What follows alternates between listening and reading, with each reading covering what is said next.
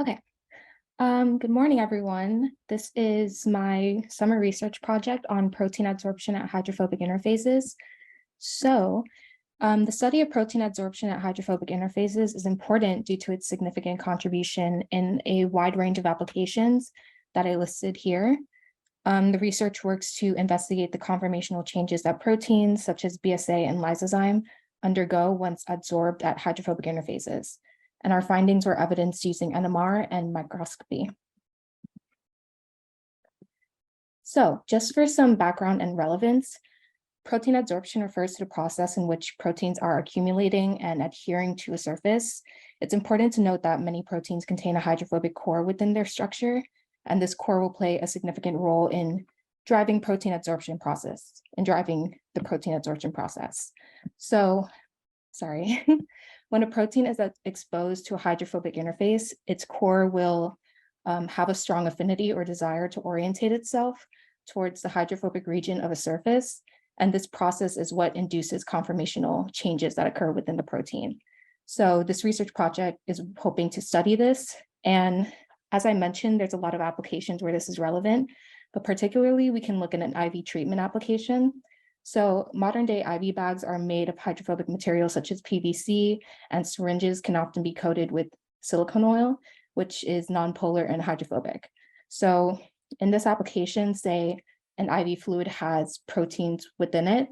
These proteins can come in contact with the hydrophobic surfaces of the bag and may be adsorbed or stick to the surface. This can lead to a loss of active proteins in the solution and reduce the effectiveness of the treatment, and then pose like a safety risk for the patient. So in understanding protein adsorption, we can provide insights that can help minimize protein loss and reduce this occurrence. We're working to use proteins as emulsifiers to make successful emulsions. The figure that I made on the bottom, you can see on the left, there's a green box that displays an idea of what the field of view would be for an NMR experiment and what it might pick up for like a normal emulsion. This poses a problem because we want the information that's existing within the droplets, the yellow circles, but we may end up with impeding data that comes from the aqueous phase. So in making a hypomulsion that's shown in the figure to the right, we can create a solution that has a concentrated amount of dispersed droplets and thus increase the NMR signal to noise ratio and increase the field of view for what we want to see, which is the droplets with minimal aqueous phase presence. Oh, sorry. Okay, so for the methods and materials, I start by making two BSA protein solutions at 2 weight percent and 4 weight percent, and then I repeat this with lysozyme. I start with intact solutions, and these are solutions that haven't been mixed. And then I'll make sheared protein solutions that are exposed to a high-speed homogenizer at about 5,000 RPM. And then finally, I make protein emulsions for both BSA and lysozyme at the same concentrations with an oil volume fraction of 0.8.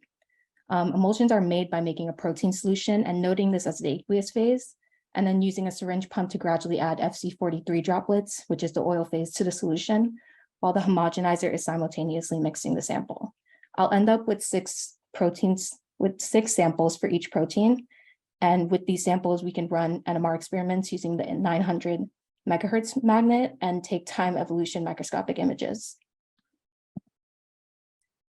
So for the results, you can see in figure 5, I've displayed time evolution images of a 2% BSA emulsion that I made.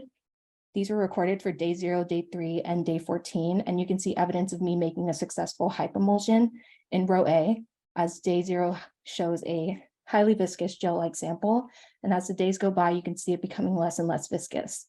You can see in the microscopic images in row B and C that the droplet sizes are increasing as a function of time, and this can be attributed to the loss of stability within the emulsions over time as the oil droplets start coagulating and the phases start separating. And then in figure 5, you can see the NMR spectrum data that my solutions, I have like a shared solution versus one that's intact, and you can see the differences between the two. And in further analysis and experimentation, we can assign these peaks and have insight on the conformational changes that are occurring before adsorption and after. And then for conclusions, The project is still ongoing, and preliminary experiments show that these proteins are acting as good emulsifiers. I've created successful hypes with these proteins. The oil droplet diameter sizes are increasing as a function of time, and I can continue extracting NMR spectras for these protein samples to gather information. I want to have a quick thank you for my mentors and the REU program for giving me the resources I need to continue with this research. Thank you.